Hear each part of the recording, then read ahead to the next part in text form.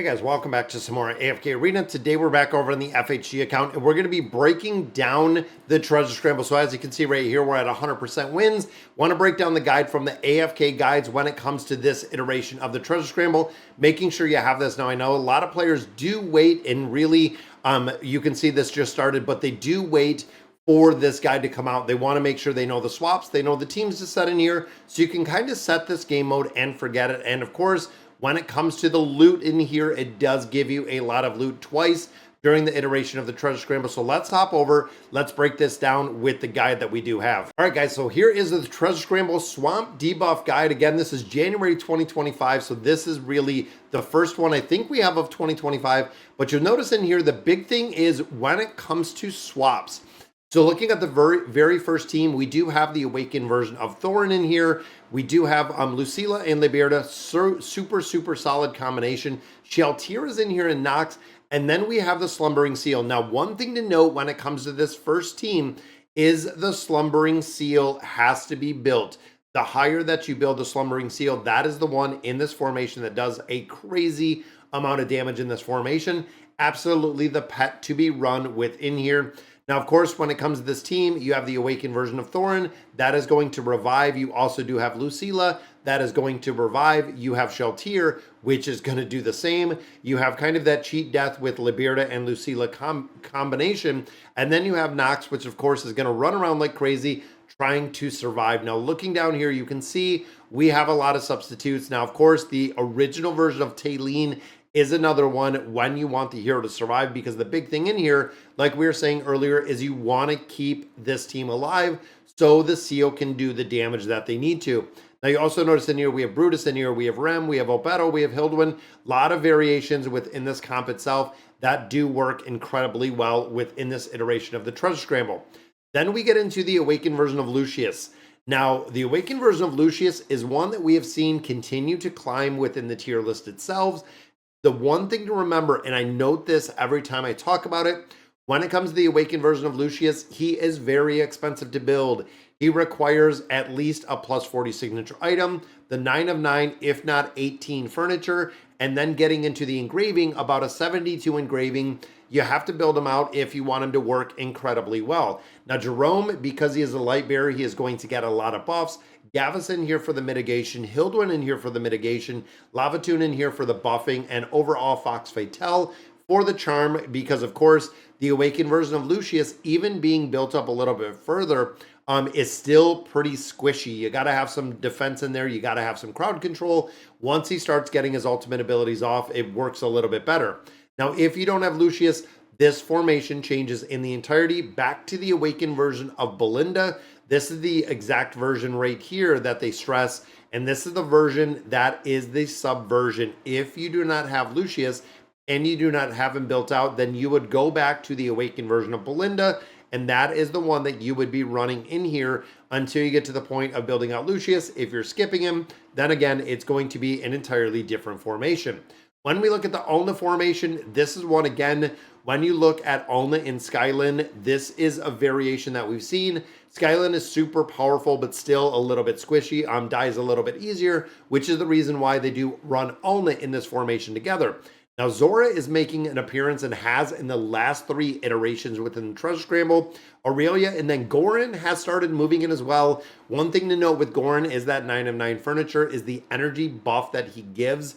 You got to have that. It is super important to get the 9 of 9 furniture. Same with Alna. If you do not have the furniture on Alna, it will not work at all in its entirety. Now, of course, if you don't have Skylin in there, we have Rem, we have Eugene. There are a few alterations in there. And then, of course, this is the version that I actually use right down here in the bottom, which is the Awakened version of Eironn, because I do not have Skylin in there. And you'll notice this is a little bit different because you have Misha in here, and you have Lan, and you have Shuna. So you can actually put these heroes in a different formation. And of course, there is a Gwen. So depending on exactly who you built will make a difference on what formation you're running in here. Because again, just like me, I do not have Skylin. I do not run Skylin within this formation. Then the last one, we have the Awakened version of Safiya. As you can see, we have Safiya right in there, which is the SP effect. Now this one, of course, we have Naruko in here and we have Rem. Safiya is going to provide some kind of support for Rem, keeping Rem alive. We have a buffing, shielding, damage dealer from Naruko. Also do have Demiya in here. Now, when you get Demiya and when you get the collection, keeps this whole team alive with the ultimate ability, which is pretty cool. So making sure, and then Tarnos is still a monster in PvP. He's another one that is pretty hard to kill. And then you add in the Treat Spectator. It is a really, really solid team within there. So looking down here, we have the Awakened version of Leica. Now you'll notice that we do have Matria in here, and then we have Leica, and then we have Gwen. So remember, within this formation, when Leica comes out, they're actually going to shield this front formation, making this a really big progression and a really, really strong right in here with the Panda Dumpty at level 18. Does make a difference with the ability to hide Gwen within the back and doing an incredible amount of damage. Now, of course, you can see variations in here. We have a Belinda version, Liberta Lucila version. Looking at some of the older versions that we had in here, if you don't have Gwen built out, we have Skyland in here. Kelton was one that ran for quite a while. Also, Zora is in here again within the formation.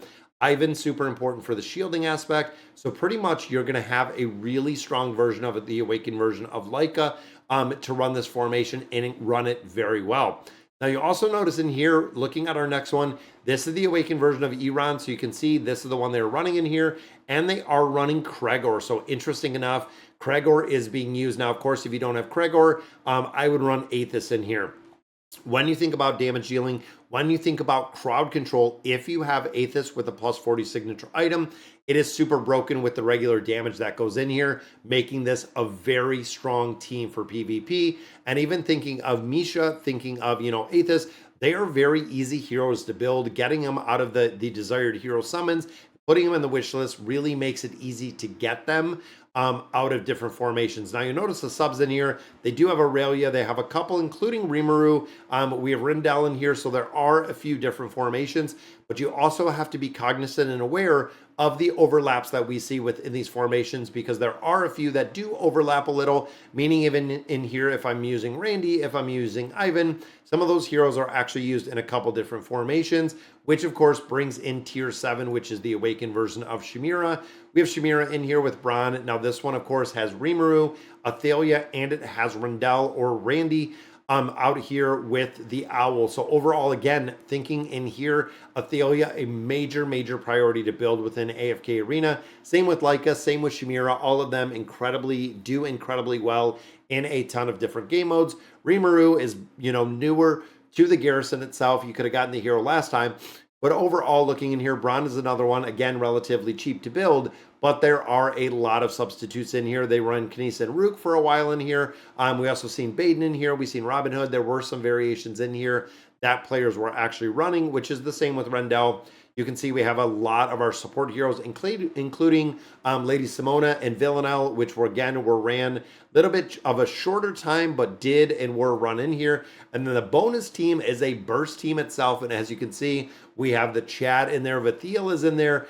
We also do have the combination of Amelia. Now, I'm surprised that Amelia isn't finding and isn't used in a lot more places.